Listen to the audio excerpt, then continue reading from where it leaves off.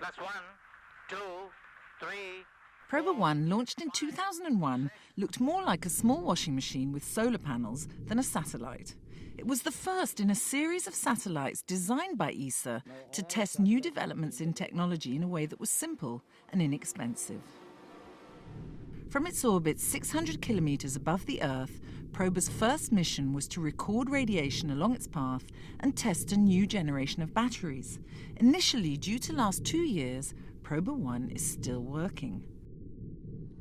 The beauty of the Proba satellite series is that not only are they small and cheap to produce, but that they have the dual function of testing technological developments, as well as offering an opportunity for scientists to send more experimental missions into space.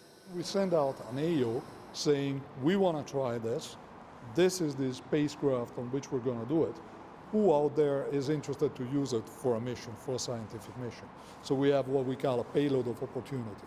On top of its primary testing mission, Proba 1 was instructed to complete a photographic monitoring of the Earth.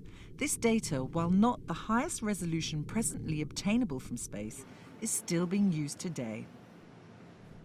In 2009, Proba 2 was launched from Plesetsk on board a Russian rocket launcher. Coupled with the primary objective of testing a new generation of solar panels, Proba 2's mission was to observe the Sun 24/7.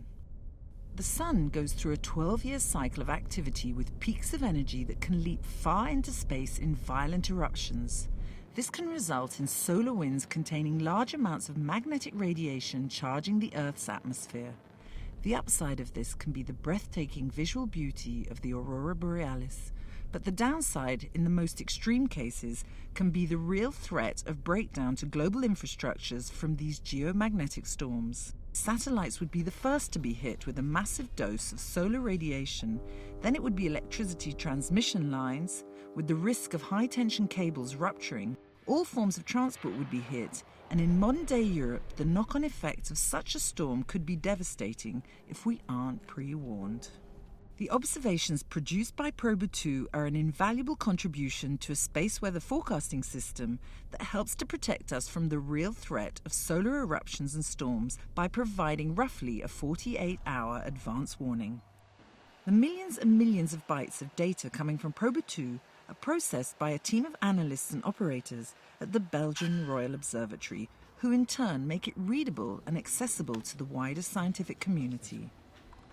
More and more organizations and companies are using the images and graphs from Proba 2 to protect sensitive and expensive material from electromagnetic damage. Work has already begun on Proba 3, a mission that will involve several satellites. Another Proba mission, Proba V, is being developed for monitoring vegetation. All the Proba satellites are being built by a small company in Antwerp, Belgium.